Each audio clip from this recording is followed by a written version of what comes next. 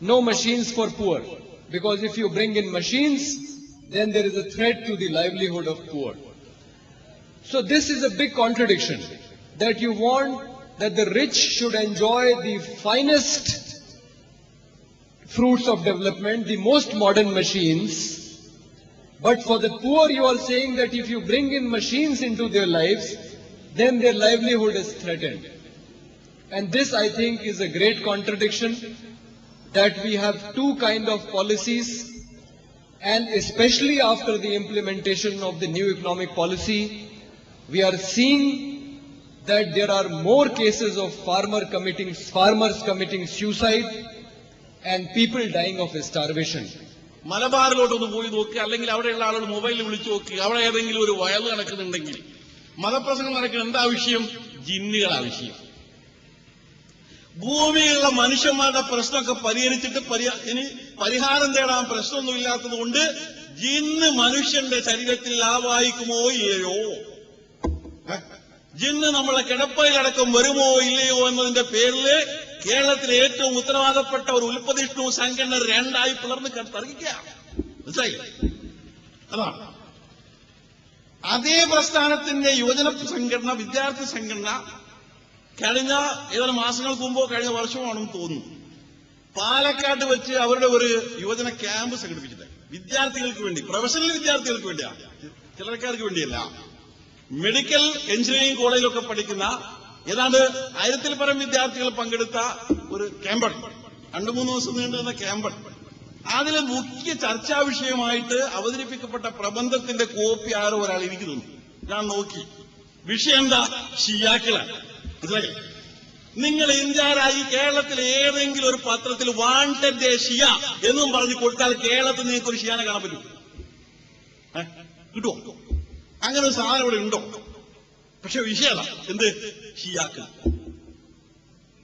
അവർക്ക് ഇസ്ലാമുമായിട്ടുള്ള ബന്ധത്രത്തോളമാണെന്ന പോസ്റ്റ്മോർട്ടവും ഗവേഷണവുമാണ് നടക്കുന്നത്.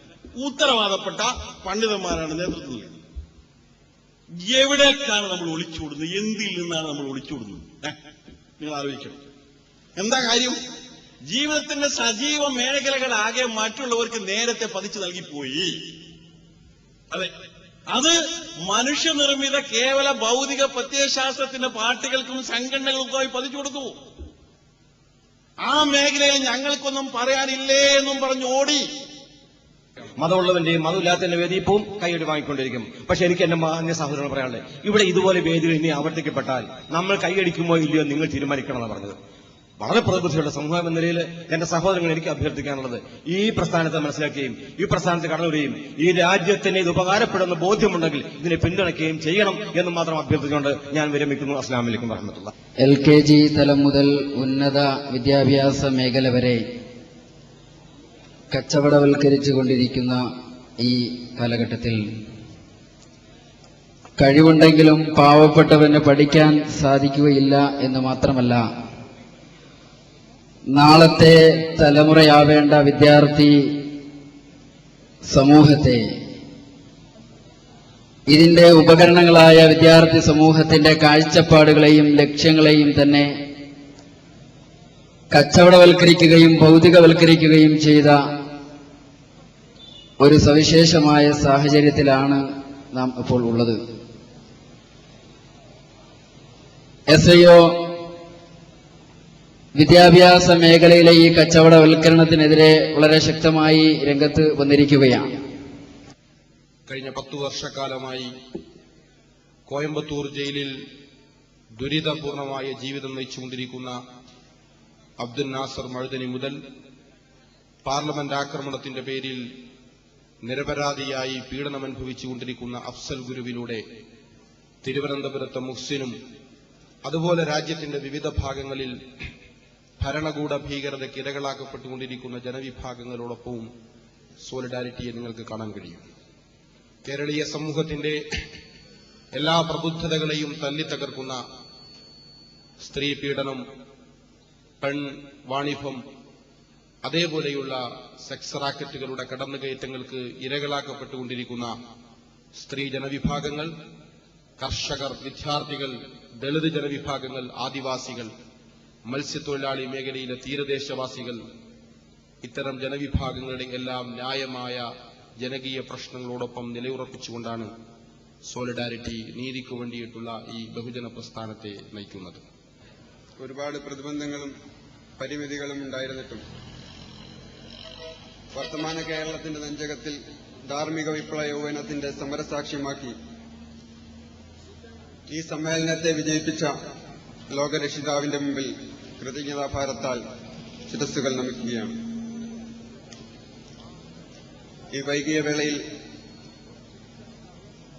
എന്നിൽ അർപ്പിതമായ കടമയിലേക്ക് കടക്കുകയാണ്.